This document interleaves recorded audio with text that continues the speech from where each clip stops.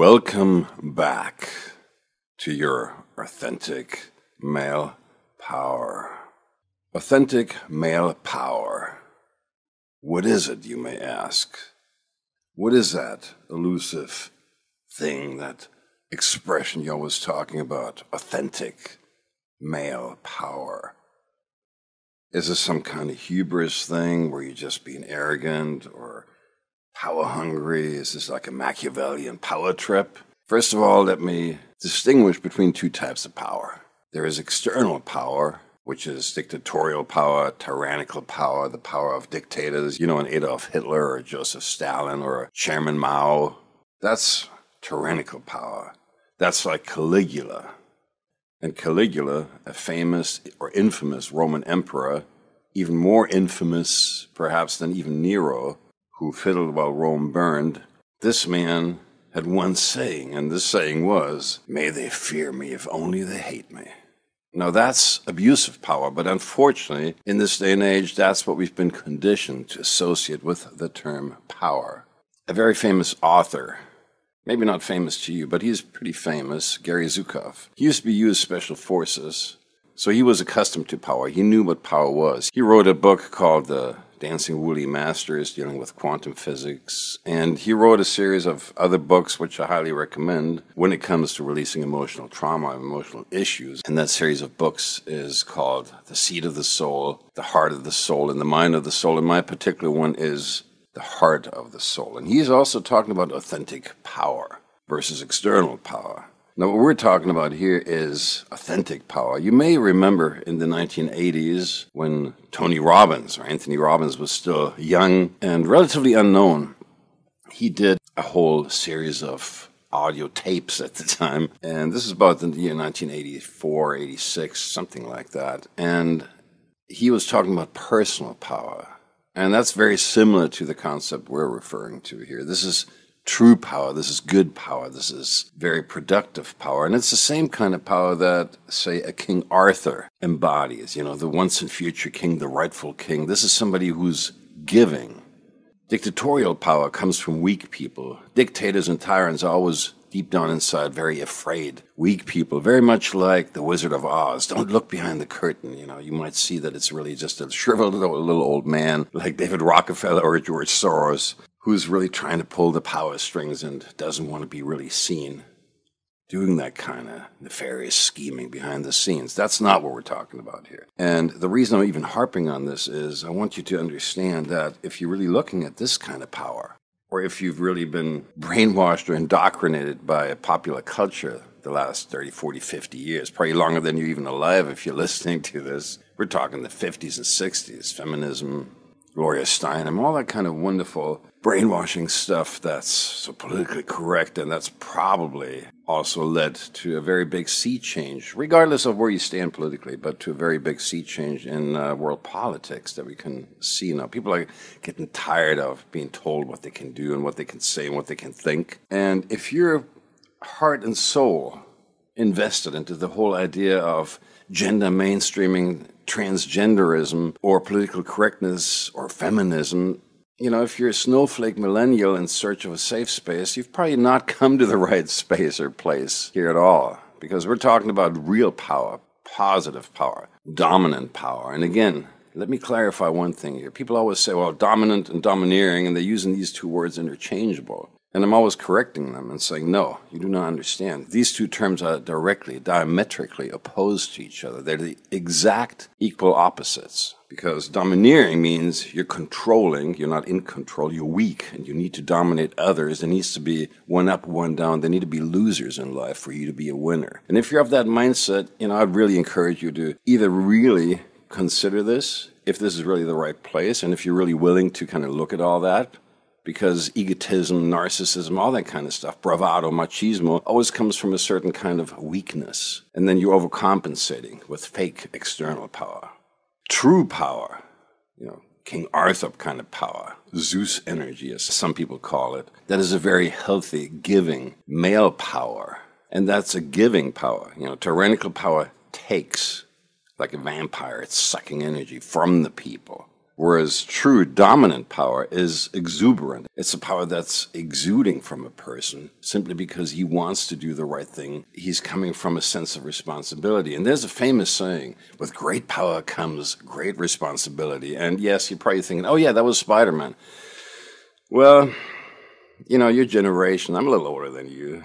I'm in my 50s. But if you're probably in your 20s and 30s, then you probably think it's Spider-Man who said that. And you probably don't even know who actually did say it. It was actually a philosopher, a polymath by the name of Voltaire, who lived around the time of the French Revolution, who was a friend to the king and warned him of the impending danger. And Voltaire was also a great womanizer. He said, take away my ugly face and I'll bed the Queen of France, just with his words. So, yes, it was the very famous French philosopher Voltaire who actually said, with great power comes great responsibility. And that's the kind of power we're talking about here. You'll always hear me about AMP, authentic male power, like an amp, like an amplifier for something that's naturally in you that really wants to come to the surface. And this very dominant power is something that women are magically attracted to. Unfortunately, the less healthy women out there, and that's a lot of them, it's estimated now that in excess of 35% of all women are somehow afflicted with what's known as the borderline complex. That's a whole hodgepodge of various pseudo-psychological terms. But yes, it's a real phenomenon. And there's a lot of women, if you watch, since that's a powerboat driving by. I'm always on the road, so I'm recording this in a motel room in Florida, right on the water. It's a pretty cool place. But I have a sound studio. Yes, I actually have two. One in California and one in Europe. And those are very good sound studios with high-quality microphones and all that kind of stuff. But right now I'm broadcasting to you from the road, so the audio quality may be a little bit compromised, but hopefully the content is not. And you can really absorb these things. So that kind of power is very constructive. It's a very giving power, and it really wants to do the right thing. And that's the kind of power I'm talking about, because that kind of power is naturally inborn into any man. And let me just get back to the less healthy women out there, the dysfunction junction. And those women, if you ever remember Motley Crue, for instance, they had a drummer by the name of Tommy Lee. And that guy was like the classical bad boy. You know, he beat women, he was always drunk. And yes, a certain type of women were hopelessly addicted to that kind of abuse. And a lot of women out there really are. If you remember, he was with Pamela Anderson and Heather Locklear.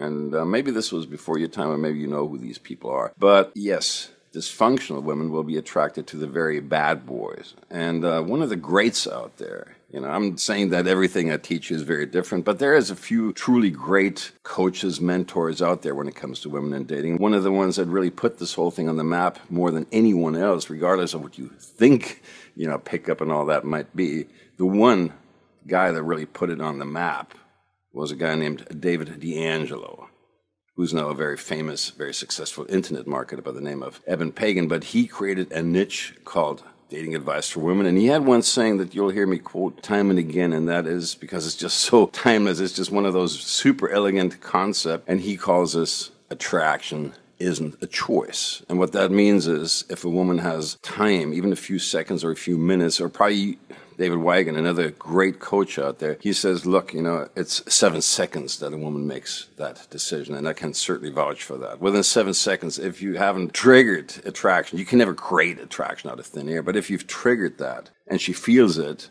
well, then you're basically on a home run unless you screw it up. And what really happens, though, is if she doesn't feel that attraction initially, at least not in the first few minutes, and I would actually agree with David Wygant, it's actually probably closer to 7 seconds or probably 7 milliseconds. If she doesn't feel that, if she doesn't feel it across the room, if you don't have that, if you're not in that space of authentic power, or maybe even abusive power, if you're looking for the more dysfunctional women out there, either way is attractive for women. But then again, if you're coming from external power, you're very likely, you know, you've heard of the law of attraction, which kind of comes across as a bunch of woo-woo, and The Secret certainly is a bunch of very commercial woo-woo, but there's a real truth underneath it, and that is things that are similar attract each other. You know, it's resonance. It's like on a piano, you know, if you hold a key, so you lift the damper, and you hit a key an octave lower. Let's say you're hitting the regular C, and then you go one octave lower, and you hit the other C, that string will resonate.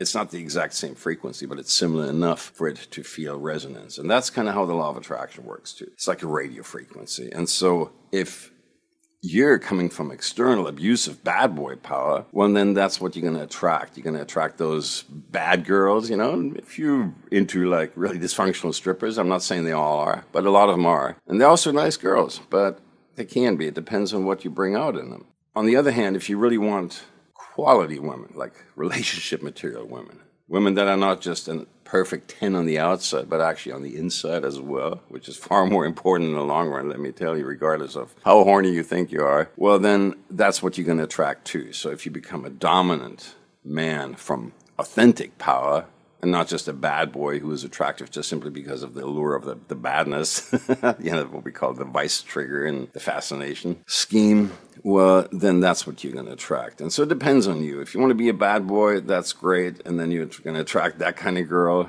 And then if you want to be the real dominant good guy, like the king warrior type, then that's what you're going to attract as well. The one zone where you really don't want to be is being powerless. And that's if you're the wussy. And again, that's a term that David D'Angelo rekindled 15, 20 years ago, the wussy. And I love that term. But it's not copyrighted, so I don't think it's fair use if I use that word. Being a wuss or being a nice guy, as they say, usually doesn't work. Now then, most people fall into a dialectic trap, and they think, wow, okay, well, I was a nice guy, and that didn't work, and I always ended up in the friend zone with a little kiss on the cheek, and then now I have to be an asshole. And I get hundreds of mails every year, literally almost 2-3 a day now, of people from all over the world that say, you know, Orlando, well, you know, you say a nice guy is a horrible thing to be. So now I want to be an asshole. Can you teach me how to be an asshole? And I said, you're kind of an asshole just for asking that stupid question. But really what it boils down to is the dialectic trap, as I call it. It's the either or, when actually, in reality, life really doesn't work either or. We've learned like survival of the fittest, you know, Darwin, the whole, you know, eat or be eaten, dog eat dog kind of world, the rat race. And most people live by that. And that's the one up and down. That's the external kind of greed for power or greed for money or simply greed, less, you know, in a very unhealthy way. And what we're talking about here is something that's far more sustainable in the long run. And that is authentic power. And it's just as attractive. If you ever watch like Sex and the City, if you remember Carrie, she's attracted to this guy, this alpha male called Mr. Big. And he's actually a provider. He's a very dominant guy, but he's not a hard ass. He's not a bad boy. And he buys her this whole apartment. And she says, oh my God, la la la la la. And he says, yeah, I got this. And this is that whole, I got this. This is the dominant thing. You know, women don't want you to, oh my God, freaking out, I don't know what to do, or what do you want to do for a date? I don't know, what do you want to do for a date? You know, they want you to have a plan in life. They want you to know what, you've heard this expression, especially in the South. I hear this all the time. And I'm kind of like a Southern kid. I'm from Florida. So, and that's what women always told me when I asked them when I was younger. I said, well, what's this guy got I don't have? And I said, well, he knows what he wants and he knows how to get it. And that's really what it boils down to. And I don't mean in a dysfunctional way. I don't mean like hard ass, yeah, I'm walking over people and just nothing is going to stop me and I want it and I'm going to get it. That's not what I'm talking about. Again, that's the external power that comes from weakness or ego. There's nothing wrong with ego. You have to have a certain strong sense of self, a certain sense of identity. You really do not need to get rid of that. But the pathological ego is the weak part, the whiny part, me too, I want to be something, I want to be someone. And, you know, if you read the I Ching, every time you're trying to be something or someone, you know, if you want to be the narcissistic guy, oh yes, I want to be here, then you end up being pathetic and really don't amount to anything. And this also holds for trying to impress women. That anytime you need the external validation or the approval of anyone, you end up not getting it, and it actually turns against you. I'm bunching a whole lot of things together here, and that's quite on purpose. I'm really trying to kind of get past your rational, logical, fact-based left brain mind here, because that is not where attraction lives. Attraction lives in the right brain, in the intuition part, not the cerebral nerd, in the part where you get out of your own way and you just kind of go by the seat of the pants, by look and feel of things. It's a very intuitive thing.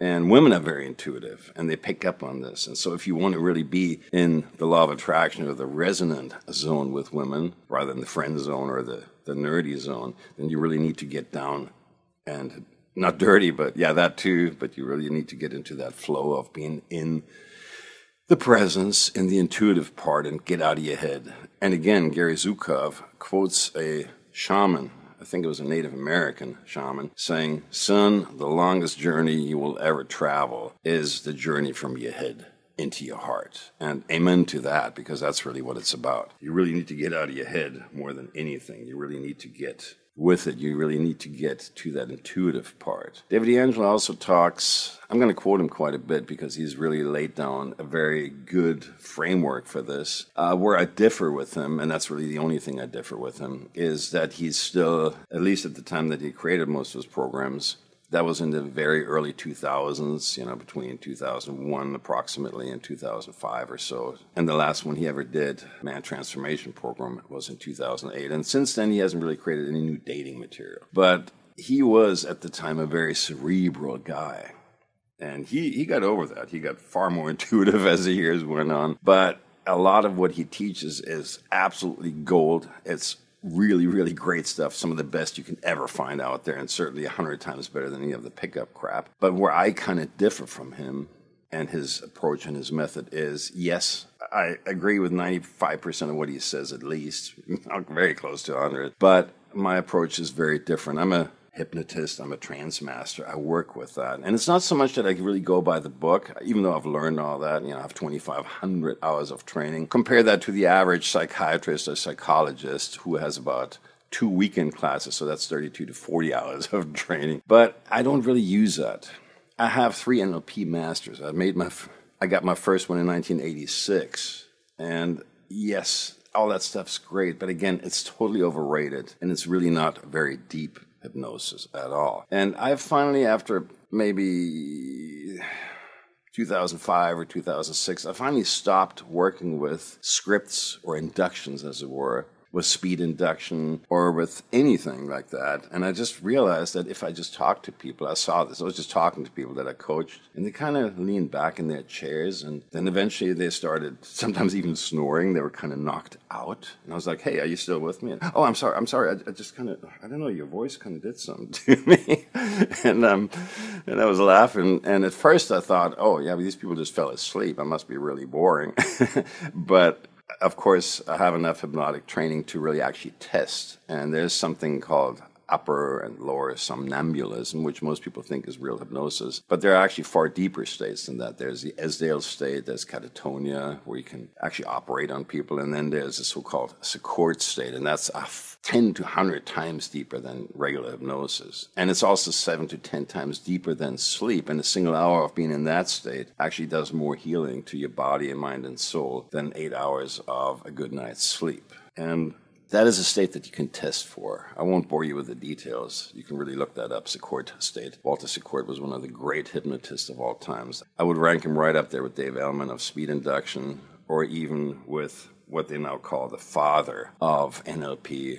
And no, not Bandler Grinder, but the guy that they actually learned it from, and that was a very, very wise man by the name of Milton Erickson.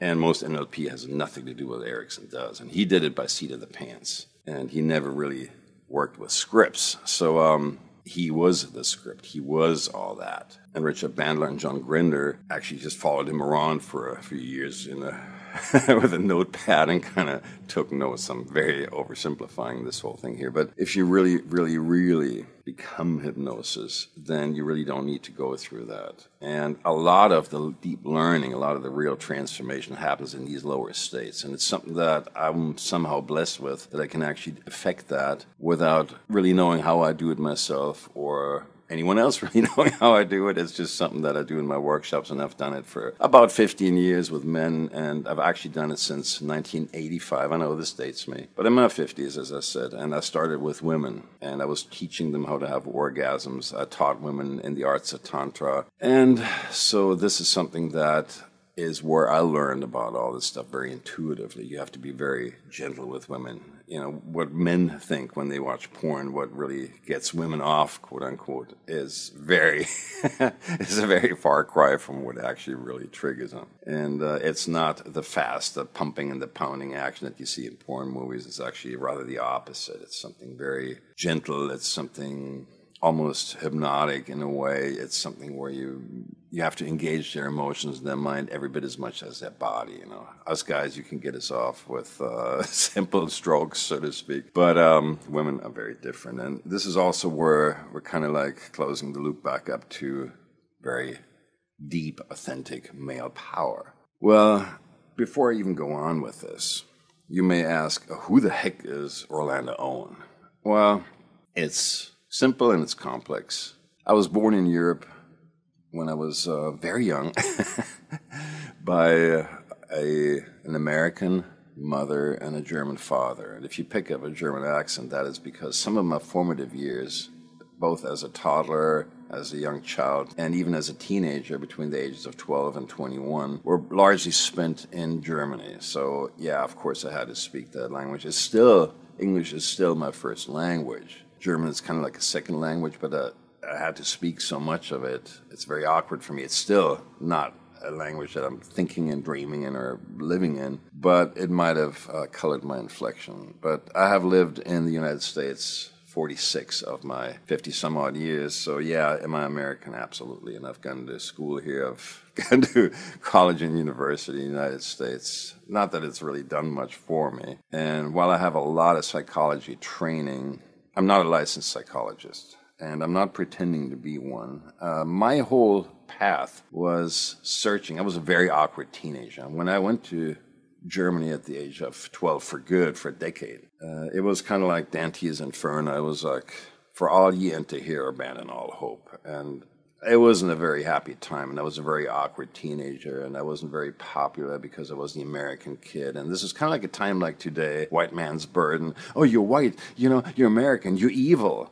I hate you. And it was the original time of the rise of feminism and the whole political correctness. We're talking about the year 1970 now. And that was a very ugly time, both in America, it was the Nixon years, and it was a really far more nasty time in Europe. And you had socialist governments all over the place. And being an American kid in Germany just wasn't a whole lot of fun. So I was kind of outcast and ostracized, and the only people that would ever be my friends were misfits. I always had to really physically defend myself almost on a daily basis. I mean, I set a record in the school that I went to, about 1,000 kids in middle school, by knocking a guy's teeth out. That had never been done in Germany. In America, this is probably far more common, but in Germany, that just at the time hadn't been done. It actually created precedents. It even created a legal backlash that kind of filtered down the school system. So yeah, I have a little bit of notoriety. I was a very bad boy, but I was also very insecure and shy, and I wanted to fit in, and I really didn't know what to do with kids. I was good at fighting them off, but I wasn't so good at seducing women. And I really, really, really didn't like myself. I didn't like my life. And yeah, it was very, very hard to really dig my way out of that. So was I always the popular kid, the macho guy? Quite the opposite. I was kind of good at beating people up because I had to. I never attacked anyone. I was always in self-defense. But I learned the hard way that was a way of life for me. And never made any friends there because we were always traveling, and nobody wanted to be friends with the unpopular kid from the United States. So that's kind of my point of departure. And so I was, since the age of probably 12 or 14, I started devising little psychological schemes. I studied psychology even at the age of 12. I read every book that I could find on the subject and tried to really just kind of immerse myself. I studied Eastern philosophies. I studied Western philosophies. I studied what they used to call relaxation training, or attentious training at the time, which is basically a form of self-hypnosis. And then I had this little booklet that was called Problems and Solutions. And on the left side, I wrote all the problems that I had. And those were many. And then on the right side of this ledger, literally, I just wrote down everything that was good in my life, or when I had found some kind of way to elevate my mood. Because my parents at the time also fed me a lot of grains. And if you read Dr. McCullough's book, The Grain Brain, you know how unhealthy or unwholesome any kind of processed wheat or grain is.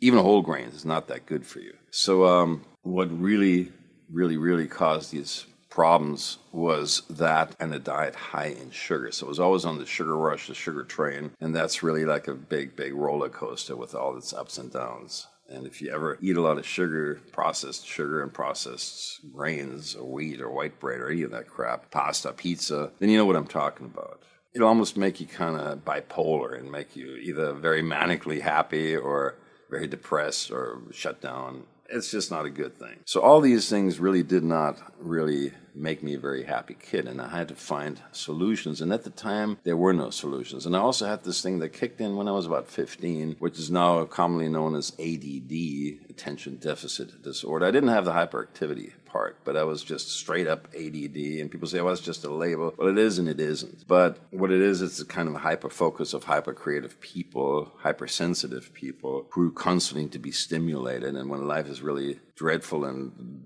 just in the dregs and boring. And let me tell you, Europe is a really depressing place. It can be. Particularly Germany can be a really depressing place. You know, if you're from Florida like me, things are I wasn't born in Florida, but I came here at a very early age, at the age of 3. And I've pretty much spent, probably half my life or more in Florida. Probably I've lived in Florida more than all the other places combined. And if I wasn't in Florida, I was usually in California if we were stateside. But when we were in Germany, which I absolutely dreaded, it was just horrible. If you've ever been to England for any length of time, they have the song Mr. Blue Sky. So it's constantly gray skies and constantly overcasts. 85% of the time, it's shit weather. There's just no kind of word for it. It's cold, it's horrible, and it's just not really that pretty out there either. It's kind of like Detroit. The whole country is like Detroit. And it's just not pretty. And for those German listeners here, I know there's plenty of you listening to this. No offense, but I just can't deal with it, okay? So some people aren't that sensitive to it, but I'm one of those kids or one of those people that got SAD, seasonal affective disorder. I know this is just one of those pharmaceutical or psychological stupid terms, artificial words, big words for, well, if the weather sucks, you go down. And if you've ever been to California, like I live in LA most of the time now, and in LA we have this thing, May gray, or in June it's always, very foggy on the west side where I live. Marina del Rey is where I live on a sailboat. And what that means is we get what we know as June gloom. And it's quite that. And in Los Angeles, people always have their therapist and they're always neurotic. But if we have 3 days of that shit, that really bad weather, people get depressed. But if you live in Germany, there's literally, sometimes 2-3 weeks where you do not see the sun even for 1 minute. It's possible. And England is probably just as bad, if not worse. So all that kind of stuff made me extremely depressed. So I had to find some really powerful ways out of this, out of my ADD, out of my inability to focus. At this point, my research leads me to believe that a lot of that stuff may have been also caused by vaccines. And you say, oh, you're one of these anti-vaccine guys. Absolutely, I am 100% against any kind of vaccination. It is crap. And this is one thing where I'm totally on board with Donald Trump and his son Barron. You've heard this. Yes, autism, all that stuff. If you knew what was in vaccines, oh, it's totally safe. Trust us. We're the government. We know what's good for you. No, it's crap. And I know that this followed within a few weeks. The onset of very, very harsh form of ADD followed within a few weeks or a few days, actually, after a vaccination. So is that proof? No. But I know plenty of other people who've had the exact same experience. And yeah, those things are not fun. And ADD is real, and it's a far more serious problem than you may realize. You can use it for certain things. If you're a creative guy, if you're trying to really network thinking, left brain, right brain, synthesis or synergy, yes, it can work for you. But it's hell if you're trying to concentrate or see a project through, even get it started. And this kind of filters through every aspect of life. So these were some of the challenges that I had to deal with, and women just wouldn't give me the time of day, or at the time girls, whether it be 14 or 16 or 18. I was, that age. We're not talking jailbait here. I was, probably younger than they were. But what I'm saying is they just, teenage dating just didn't work for me. While all the other guys kind of were successful, or maybe they were just had bragging rights, I just wasn't part of that crowd. Okay, so I had to find ways around this, out of this, solutions. And not just problem solving, but actually creative solutions that were not solving this problem, but transcending it altogether. And this is kind of where I am now. This is where I've come to be in the last 10, 20, 30 years. I've literally transcended this. I've outgrown this problem. Rather than being stuck in the either-or dialectic, the old problem, compensation, solution, or yin-yang Dao, or whatever you want to call it, this is the space where you really need to be. So all of this brings me back to where we really want to go. What are my qualifications in this? Well, after being the total loser and last on the team to be picked, and always the guy that was just unpopular and no girl wanted to be with me. Actually, they did. I just didn't know that at the time. You know, a lot of girls actually did like me because I wasn't that bad looking. But I just had ways of screwing it up. And when they realized, oh, the guy's kind of good looking, but he's just a total wussy, psychologically, you know, emotionally, otherwise.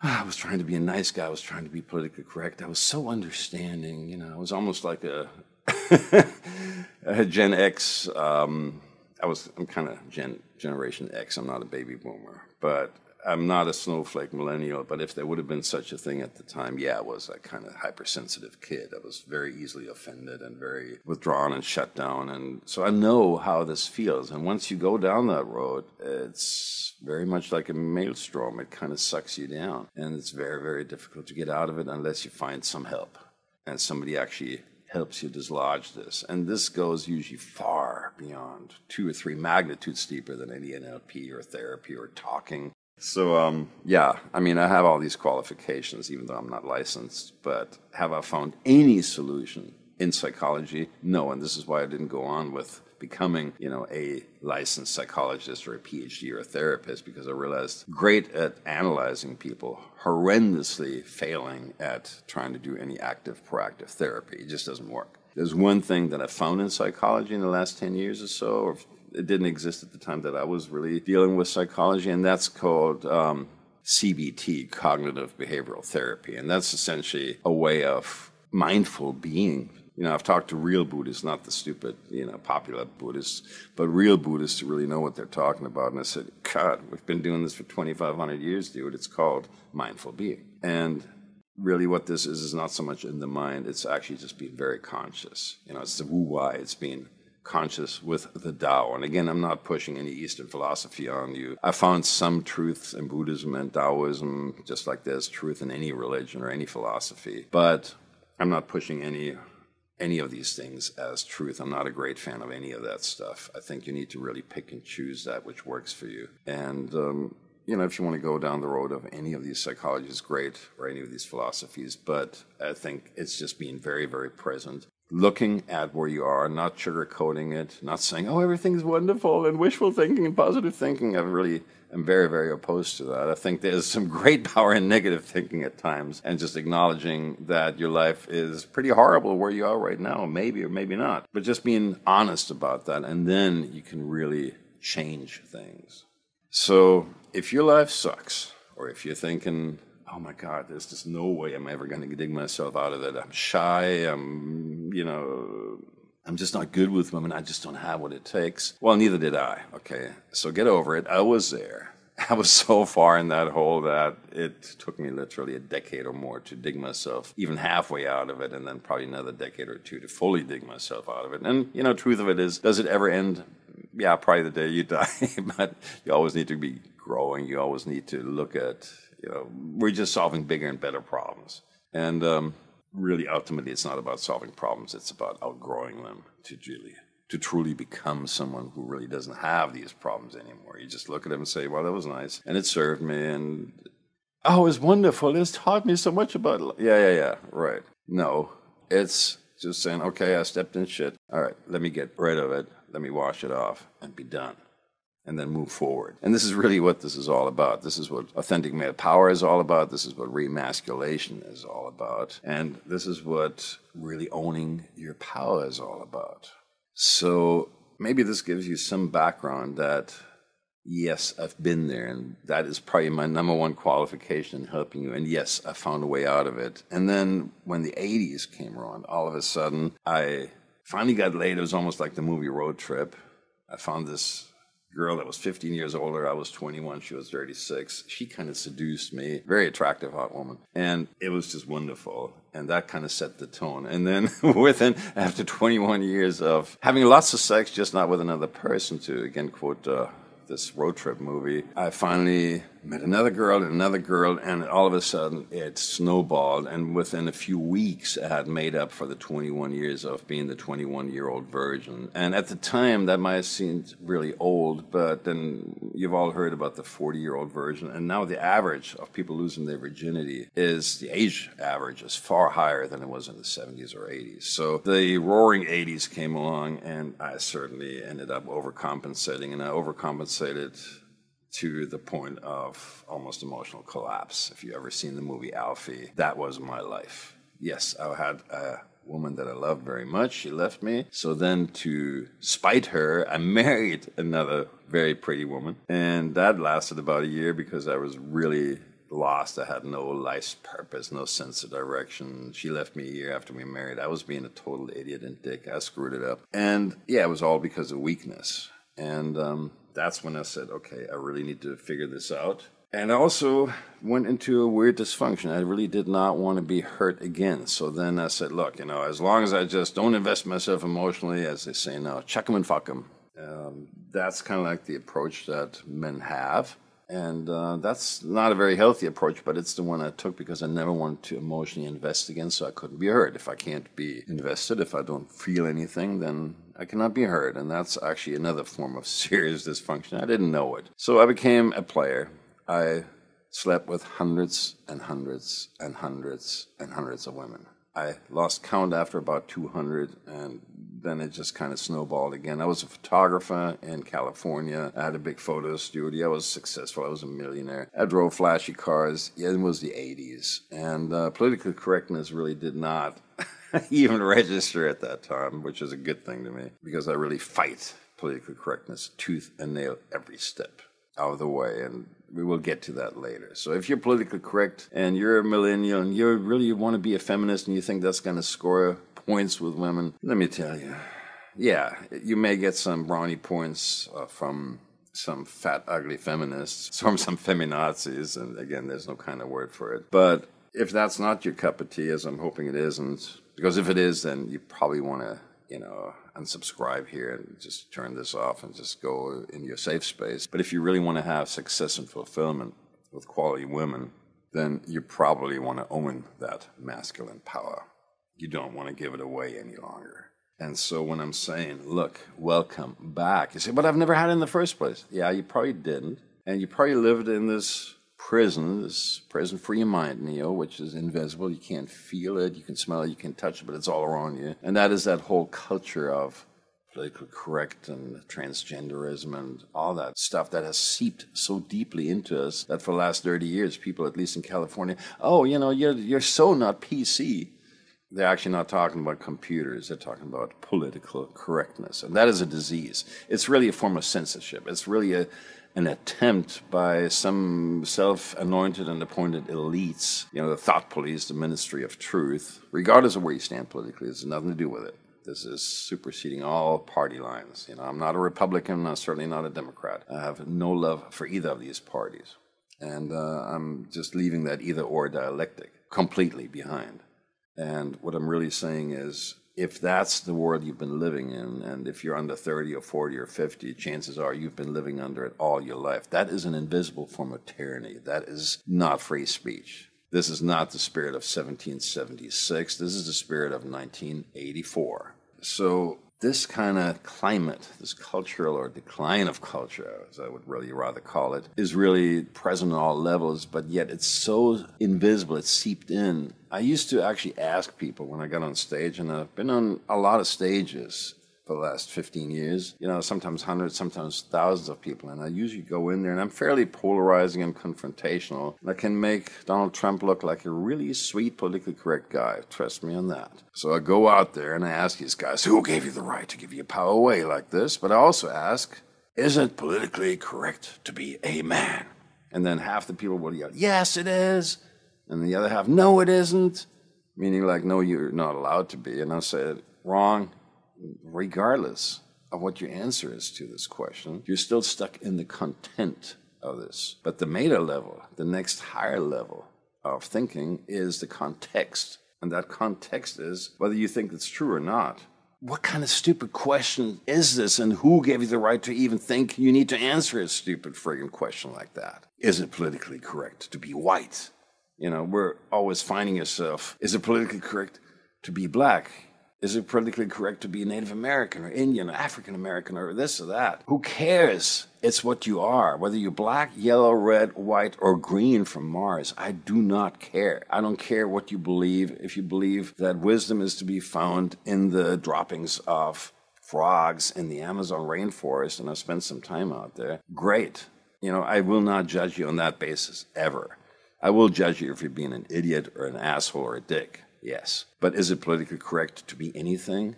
It doesn't matter who says it needs to be, okay?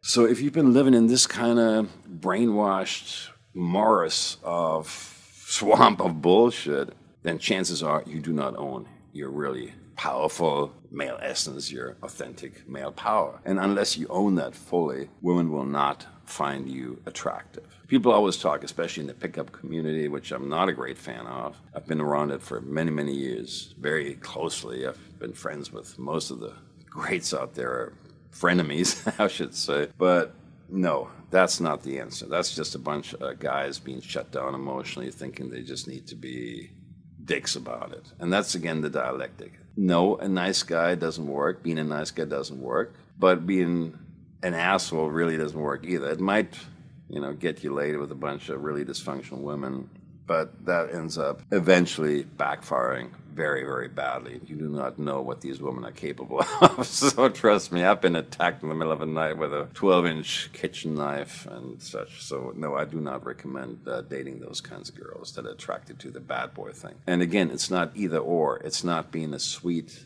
you know, nice wussy versus being an asshole who scores with women. Again, the answer doesn't lie somewhere in the middle. It lies in an entirely different place altogether, and I call that place an adventurer.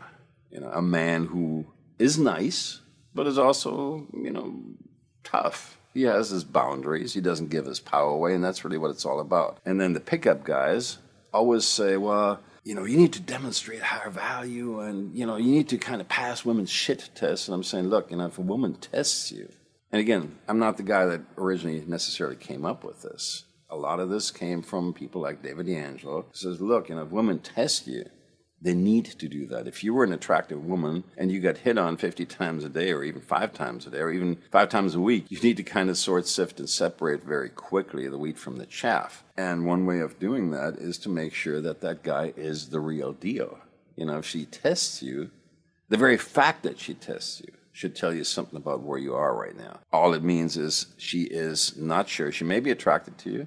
Otherwise, she probably wouldn't even bother testing you. But she's not sure. She is trying to scratch the surface, and she's saying, this is just like a very thin veneer of some, you know, plated alloy gold spray, or is this actually the real deal? And I know Madonna sings about 18-karat gold, where 18-karat gold isn't shit. 18-karat gold is watered down. True gold is 24 carats, all right? Let's make that really clear. And unless you are that solid, women will intuitively test you because they have doubts. And it's like a lion tamer. If you're a good lion tamer, you might have seen this. You know, lion tamers sometimes get in the situation where one of the cats kind of challenges his authority.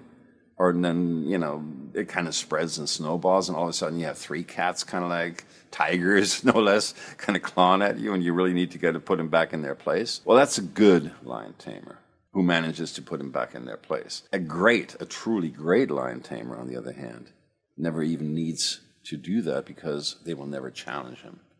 Could they rip him to shreds? Let's see. There's 3 jaguars, there's 3 leopards, there's 3 tigers, there's 3 lions there, right? Could even one of them tear him to shreds in a heartbeat? Yes.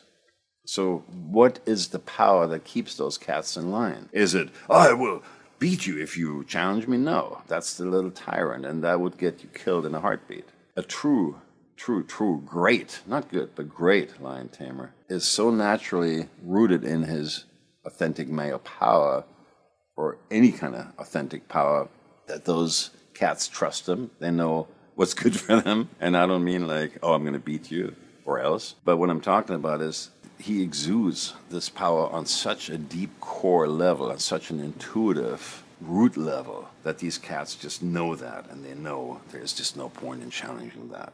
And that is wildly attractive. Cats symbolize the female, the feminine, feline, just as dogs symbolize or embody the masculine in a way, the essence of that. And so women are kind of like that. Women will be like cats. You know, you ever try to get a cat to love you, like you, and you take it and you put it on your lap, it'll scratch the hell out of you. So on the other hand, if you always say, well, go away, cat, I don't need you right now, and the cat will, you know, cozy up to you and cuddle up to you and kind of, you know, touch you and walk around your legs and rub against you, and then it'll eventually come to your lap when you'd rather be reading a book or have your laptop on your lap. And I know I have a cat, or had cats that would do that. It would just wait till I'm putting the laptop there and then jump right onto the laptop. So the more I tell her to go away, the more this thing comes and wants to be petted and wants to be the center of attention. That's kind of how women work in some ways too.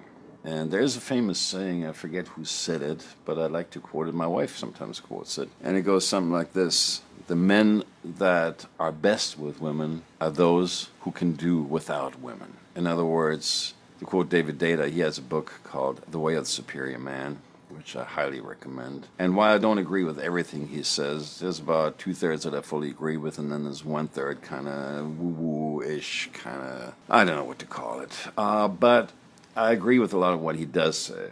And what he does say is, she doesn't want to be your number one. A woman wants to be the most important person in your life. She certainly wants to be the most important female, preferably the only female in your life. But she doesn't want to be your life. She doesn't want to be your life's purpose. You can never put a woman before your life's purpose. That's the quickest way to lose her. It's the quickest way for you to give your power away, to put her on a pedestal. And that's the essence of giving your power away. So if you don't have your life's purpose yet, if you haven't found it, go at least on a very active, proactive search for it. But that's another topic for another day. It's one of the pillars of being truly successful with women and in life. But this is not what we're going to talk about today. But it's very, very hard not to make a woman the centerpiece of your life if you don't have something else. And what David Data and what I'm also essentially saying is this: if you really are kind of living a shallow, empty life, if you're addicted to video games, if you have VGA, that's not a connector to a monitor. VGA is video game addiction. So if you're living with mom, and it turns out, most of these violent protesters, they were like the Berkeley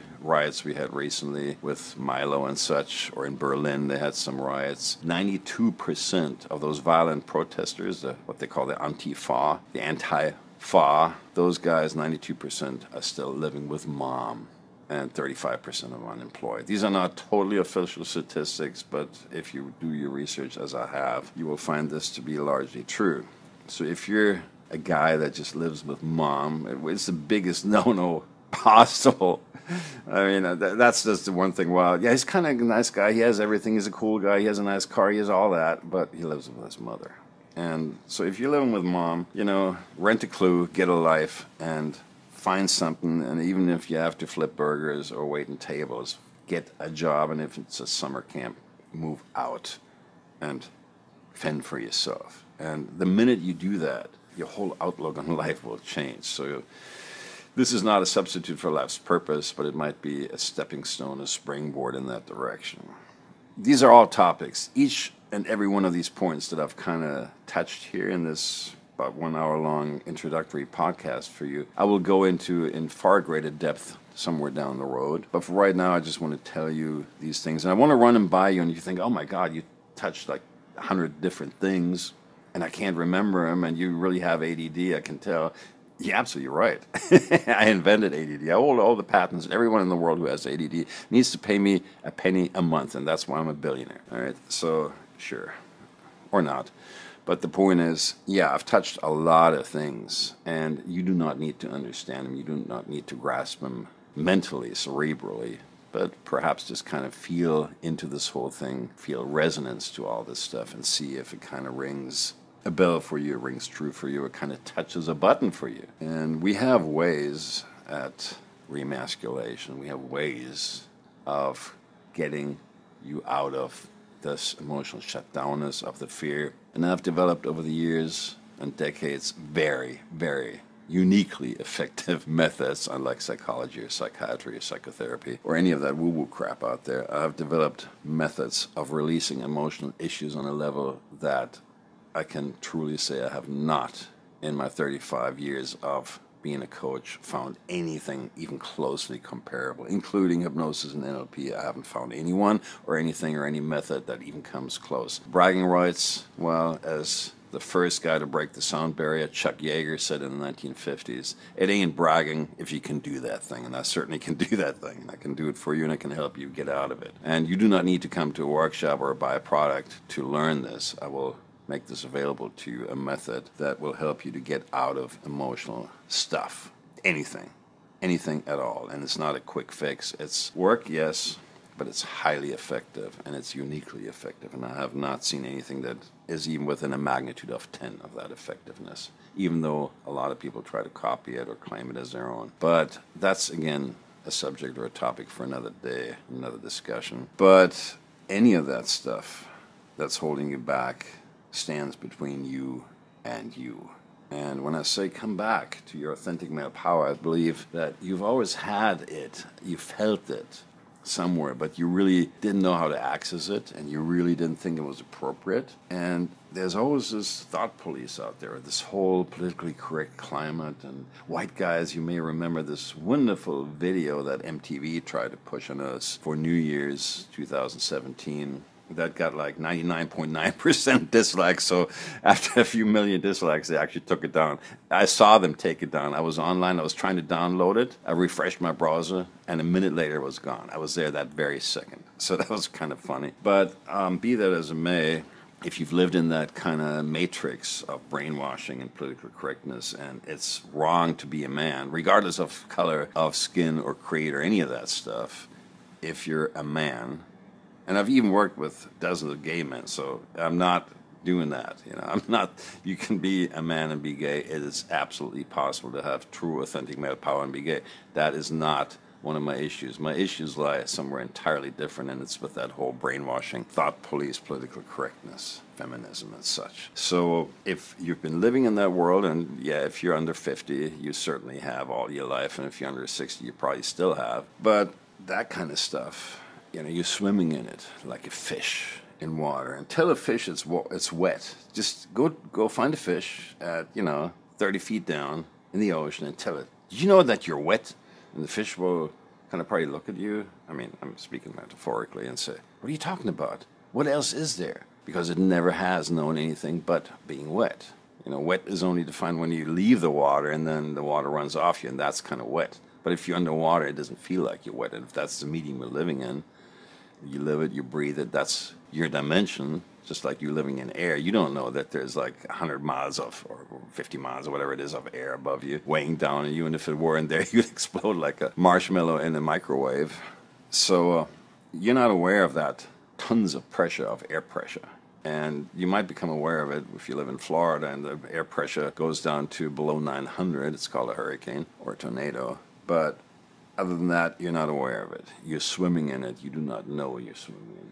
You are part of this. And if you've lived in this politically brainwashed culture of political correctness, then you may know what I'm talking about. And again, it's the matrix. It's a prison for your mind that you cannot smell, touch. You feel it, the matrix, when you're talking to women, when you pay your taxes, when you're entering a club or a bar, or when you're in high school or in college, or when you have to be a popular kid, or whatever it is, you feel it mostly when you're dealing with women. And you really probably are very afraid of owning that masculinity. You might think, oh my God, if she knew what I'm really... You may have small talk with a woman, and then you may think, well, what if she knew that I really want to fuck her? Oh my God, she would hate me. And probably if she finds that creepy, it's probably not because you want to fuck her. If you talking to an attractive woman, she knows, dude, she knows you want to have sex with her. That's a no-brainer, okay? Every woman knows that. She knows it the minute you kind of touch or lock eyes with her or even brush her with your eyes. That's not creepy. What's creepy is if you're trying to hold that back and pretend you just want to play Sudoku with her, or like crossword puzzles, or I don't know, some kind of mundane pursuit. If you're holding that back and you're trying to make her feel safe for now, and you think then you can turn on the sexuality later. Well, yeah, I'm not saying you should just kind of like be a leering guy from day one.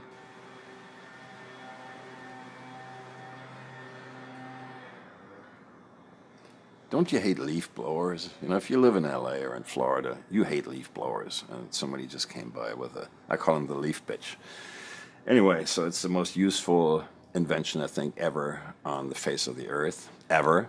It's a machine that produces nothing but consumes energy and makes noise for no reason. It just pushes leaves from place A to place B without ever solving the underlying problem.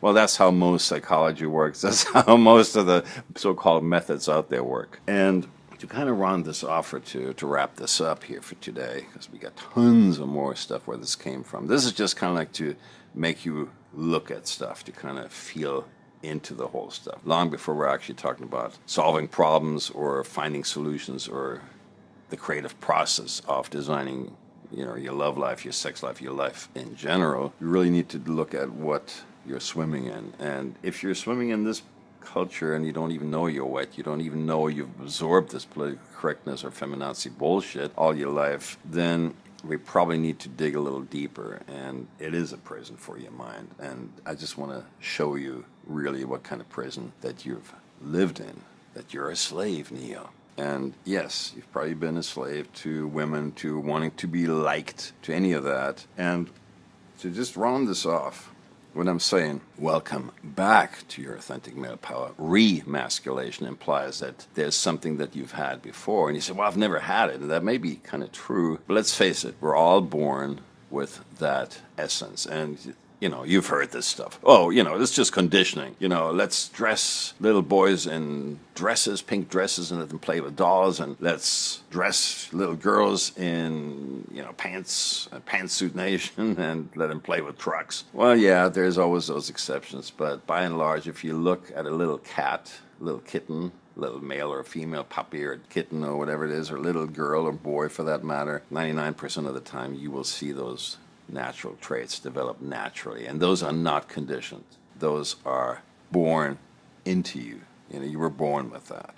And you say, yeah, but I'm kind of transgender. Well, fine, be a transgender, but be it somewhere else, because this is really not what we're talking about here. If that's what you want to do, and today you feel like a little girl, you want to go to the girls' bathroom, not that I have anything against you. All I'm saying is, and you're certainly welcome to be here, and maybe it'll help you to own your masculinity, but chances are you probably won't get the maximum benefit, and it's probably not the right place for you. This is not a safe space. It is a safe space in the sense that you're not being judged in any way, shape, or form by me or by anyone else in our team or by other guys that come. We certainly have quite a few women come to some of our workshops. Some of them are just for men, but some of them are open to anyone and everyone of any gender or sex or whatever it is. They're all 67 different sexual orientations there now. I don't care about that. All I'm saying is, if you really want to be a straight male who has success with women,